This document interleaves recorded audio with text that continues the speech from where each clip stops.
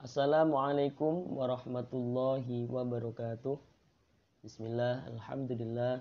Allahumma sholli ala Sayyidina Muhammad wa ala ali Sayyidina Muhammad. Selamat pagi anak-anakku semua, kelas 2 SD Islam Primadana. Semoga kalian semua dalam keadaan sehat dan semangat belajar. Baik, bertemu lagi dengan Pak Hasan dalam kegiatan pembelajaran jarak jauh. Pada pagi hari ini kita akan bersama-sama belajar tentang bina fikih dan Al-Quran hadis. Silakan anak-anak dipersiapkan buku paketnya dan disimak baik-baik apa yang nanti Pak Hasan sampaikan. Sebelum kita memulai pembelajaran pada hari ini, terlebih dahulu mari kita bersama-sama membaca basmalah. Bismillahirrahmanirrahim. Yang pertama, kita akan bersama-sama belajar tentang bina fikih. Adapun pembelajaran pertama yang akan kita pelajari adalah tentang sholat fardu. Berhubung ada banyak materi yang terdapat dalam sholat fardu ini, maka hari ini Pak Hasan akan sampaikan beberapa poin-poin dalam bab sholat fardu ini. Untuk selebihnya kita bahas di pertemuan yang akan datang. Baik, langsung saja ke materi. Yang pertama tentang pengertian sholat. Apa itu sholat? Sholat menurut bahasa itu artinya doa atau memohon. Ya, jadi sholat itu menurut bahasa artinya doa atau memohon.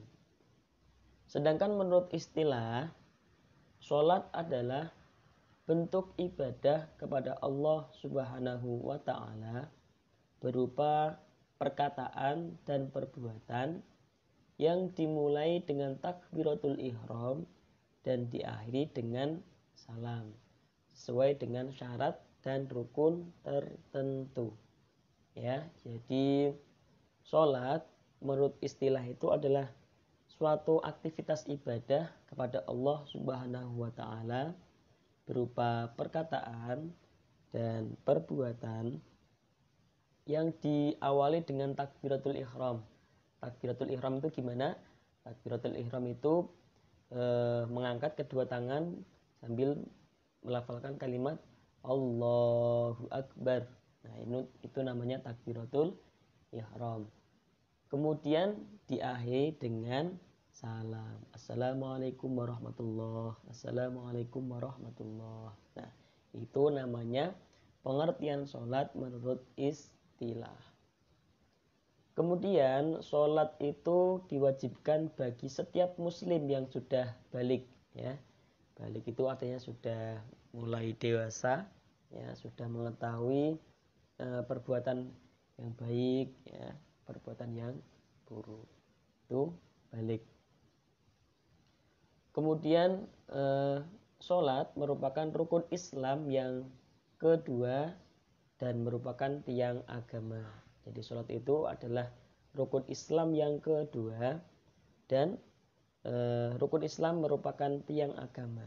Jadi barang siapa yang mendirikan sholat berarti dia telah mendirikan agama. Sebaliknya, barang siapa yang tidak mau sholat artinya dia tidak mau mendirikan agama. Ya. Kemudian sholat itu perintah dari Allah Subhanahu wa Ta'ala didapat ketika Nabi Muhammad SAW melaksanakan Isra dan Mi'raj. Jadi perintah sholat itu diperoleh ketika Nabi Muhammad SAW melaksanakan Isra dan Mi'raj. Kemudian sholat fardu sehari semalam dilaksanakan sebanyak 5 kali. Di antaranya adalah sholat maghrib, sholat isya, sholat subuh, sholat zuhur, dan sholat asar. Ini pengertian tentang sholat. Selanjutnya kita akan belajar tentang syarat sholat. Nah, syarat sholat itu apa? Syarat sholat adalah hal-hal yang harus dipenuhi sebelum sholat. Ya, jadi syarat sholat itu adalah hal-hal yang harus dipenuhi sebelum sholat. Jadi ketika anak-anak mau sholat, maka ada hal-hal yang harus dipenuhi sebelum anak-anak sholat. Apa saja itu? Dibagi menjadi dua, yaitu syarat wajib dan syarat sah. Yang pertama kita belajar syarat wajib. Syarat wajib sholat itu yang pertama beragama Islam. Jadi orang Islam itu wajib sholat. Kalau orang non-Islam bagaimana Pak? Kalau orang non-Islam tidak wajib untuk melaksanakan sholat.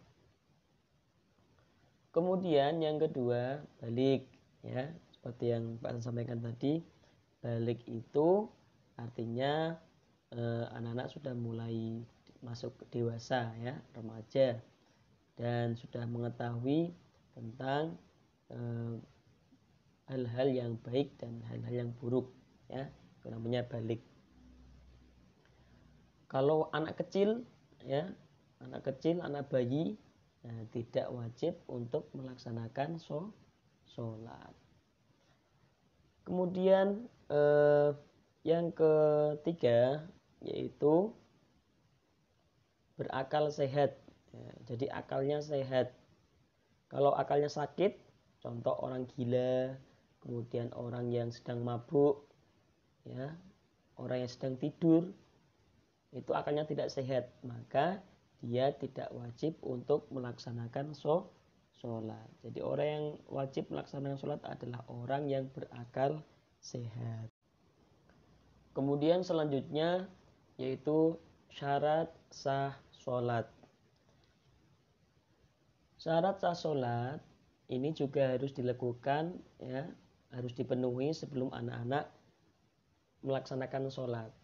Yang pertama yaitu suci, baik suci badannya, pakaiannya, maupun tempat sholat.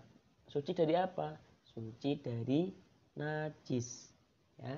Jadi ketika mau sholat harus suci terlebih dahulu. Kalau ada kotoran hewan dalam tubuh kita, maka harus dibersihkan terlebih dahulu. Kemudian yang kedua yaitu suci dari hadas besar dan hadas kecil. Ya. Kalau hadas besar, anak-anak harus diwajibkan untuk mandi untuk menghilangkan hadas tersebut. Tapi kalau hadas kecil cukup dengan wudhu. Contohnya kalau kentut, ya, kemudian buang air, bersentuhan dengan laki-laki dan perempuan yang tidak bukan muhrim, ya, yang bukan muhrimnya, maka itu harus wudhu terlebih dahulu. Kemudian menutup aurat, ya, jadi auratnya harus ditutupin. Kalau laki-laki itu mulai dari pusar sampai lutut, ya. Tapi kalau perempuan semua anggota tubuh kecuali telapak tangan dan muka itu aurat bagi laki-laki dan perempuan. Jadi ketika mau sholat harus ditutupi. Kemudian yang selanjutnya yaitu menghadap kiblat. Ya, menghadap kiblat.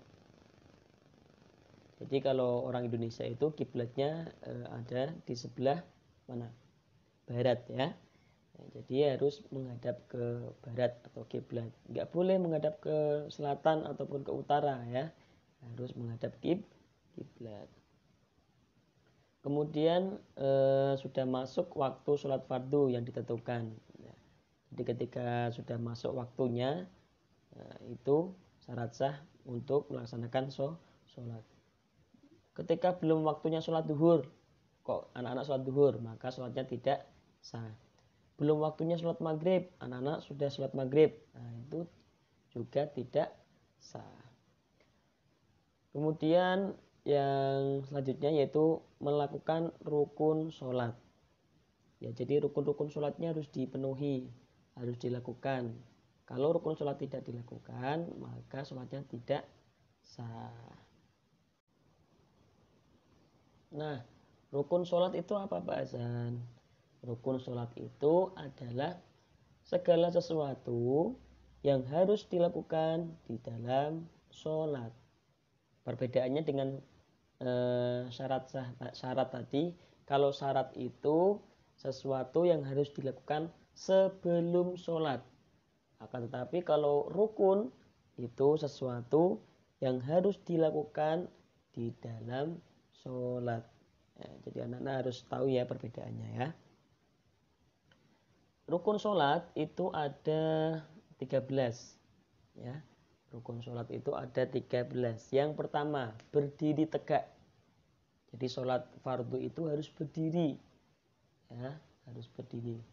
Nah, kalau tidak bisa berdiri, misalkan lagi sakit, ya boleh dengan duduk. Kalau tidak bisa duduk, mungkin sakitnya parah, di rumah sakit mungkin ya, sholatnya harus dengan berbaring. Kalau berbaring nggak bisa lagi, bagaimana Pak Hasan? Bisanya dengan isyarat, ya harus sholat dengan isyarat, dengan mengedipkan mata misalkan. Nah, ini tentang rukun sholat ya. Kalau bisa berdiri harus berdiri. Kalau nggak bisa berdiri dengan duduk. Kalau nggak bisa dengan duduk dengan berbaring. Kalau nggak bisa berbaring dengan isyarat. Yang penting masih ada kewajiban untuk melaksanakan sholat. Jadi mentang-mentang sakit terus tidak sholat, nah itu tidak boleh. Wajib hukumnya ketika nyawa itu masih berada dalam tubuh kita, wajib bagi kita untuk melaksanakan sholat apapun kondisinya. Ya, jadi Islam itu tidak memberatkan ya. Jadi anak-anak harus melaksanakan sholat apapun kondisinya. Kemudian yang kedua yaitu niat mengerjakan sholat. Jadi harus niat terlebih dahulu ya. Usolli fardhu zuhri arba'a raka'atin mustaqbilal kiblati ada ma'muman lillahi ta'ala. Misalkan kalau jadi makmum ya. Niat mengerjakan sholat. Jadi niat itu dibarengkan dengan takbiratul ihram ketika anak-anak berdiri menghadap kiblat dan membaca Allahu Akbar. Anak-anak di hatinya sambil berniat. Saya niat sholat duhur, saya niat sholat asar dan lain sebagainya. Jadi niat itu dibarengkan dengan takbiratul ihram. Kemudian membaca takbiratul ihram. Ya. Tadi sudah saya jelaskan, membaca Allahu Akbar. Kemudian membaca surat Al-Fatihah. Nah ini juga rukun, wajib hukumnya membaca surat Al-Fatihah. Kalau tidak dibaca maka sholatnya tidak sah. Kemudian ruku dengan tumak ninah. Apa itu tumak ninah? Tumak ninah yaitu berhenti sebentar. Ya, berhenti sebentar atau dalam keadaan tenang. Sekedar membaca subhanallah. Kemudian iktidal, ya, bangun dari ruku ya. Dengan tumak nina juga. Kemudian sujud 2 kali dengan tumak nina juga. Kemudian duduk di antara 2 sujud dengan tumak nina juga. Kemudian duduk tasyahud akhir. Ini juga dengan baik dengan membaca tasyahud akhir dengan tumak nina juga. Kemudian membaca sholawat atas Nabi Muhammad SAW pada tasyahud akhir. Jadi membaca sholawat dalam tasyahud akhir itu hukumnya masuk dalam rukun ya, harus dilakukan. Allahumma sholli ala sayyidina Muhammad wa ala ali sayyidina Muhammad. Kemudian membaca salam. Setelah itu membaca salam yang pertama ke kanan dan yang kedua ke kiri ya. Kemudian yang terakhir yaitu tertib. Apa itu tertib? Tertib artinya berurutan Jadi rukunnya itu mulai dari rukun pertama sampai akhir itu harus tertib. Tidak boleh diloncat-loncati. Aku mau baca Al-Fatihah. Setelah Al-Fatihah langsung sujud. Habis sujud kemudian ruku. Nah, itu nggak boleh. Ya, harus urut atau tertib. Nah, itu di antara rukun sholat. Mungkin ini untuk pembahasan tentang sholat, yaitu kita sudah belajar tentang pengertian sholat, kemudian syarat sholat dan rukun sholat. Silakan ini anak-anak difahami dan dilaksanakan betul ketika melaksanakan ibadah sholat. Untuk pembahasan selanjutnya, insya Allah kita akan bahas di pertemuan yang akan datang. Selanjutnya, kita akan belajar bina Al-Quran Hadis. Adapun pelajaran pertama yang akan kita pelajari adalah tentang menulis huruf hijaiyah. Huruf hijaiyah yaitu huruf atau bahasa yang berasal dari bahasa Arab. Ya, jadi bukan dari bahasa kita. Ya, meskipun demikian, kalau kita mau mempelajarinya, insya Allah akan mudah. Huruf hijaiyah itu berjumlah 29 huruf. Anak-anak sudah hafal ya. Alif, ba, ta, tha, jim, ha, kha, dan zal, ro, za, sin, shin, shad, dad, ta, za, ain, win, fa, qaf, kaf, lam, mim, nun, wawu, ha, lam alif, hamzah, ya. Nah, itu huruf hijaiyah. Kemudian cara menulis ataupun membaca tulisan Arab itu dimulai dari sebelah kanan. Ya. Jadi berbeda dengan bahasa Indonesia. Kalau bahasa Indonesia itu menulisnya atau membacanya dari sebelah kiri. Tapi kalau bahasa Arab itu menulis dan membacanya dimulai dari sebelah kanan. Kemudian huruf hijaiyah itu semuanya bisa ditulis dengan cara bersambung. Ya. Semua huruf hijaiyah bisa ditulis secara bersambung. Kecuali 6 huruf. 6 huruf ini bisa digandeng atau bisa disambung tapi tidak bisa menyambung. Tidak bisa menggandeng. Ya, jadi ada 6 huruf yang tidak bisa menggandeng. Bisa digandeng tapi tidak bisa menggandeng. Apa saja hurufnya itu? Yang pertama wawu, za, ro, zal, dal, alif. Nah, ini karena huruf ini tidak bisa menggandeng. Bahasan kira cukup ini yang bisa Pak sampaikan untuk materi Al-Quran Hadis, karena ini materinya adalah menulis huruf hijaiyah. Jadi bahasan ingin nanti anak-anak lebih banyak untuk berlatih menulis ya. Jadi tidak ada pembahasan yang lebih dalam lagi. Hanya saja butuh belajar lebih banyak lagi untuk menulis Al-Quran biar anak-anak tulisannya bagus. Demikian untuk pembelajaran kita pada hari ini tentang fikih dan Al-Quran Hadis. Semoga bisa difahami oleh anak-anak semua dan diterapkan dalam kehidupan sehari-hari ya, terutama dalam ibadah sholat. Sebelum bahasan akhiri, mari kita bersama-sama membaca hamdalah. Semoga apa yang kita pelajari hari ini bisa bermanfaat buat kita semua. Alhamdulillahirabbil alamin. Bahasan berpesan kepada anak-anak semua untuk tetap semangat dan jaga kesehatan. Semoga kita bisa dipertemukan lagi dalam kegiatan pembelajaran di minggu yang akan datang. Sekian dari bahasan.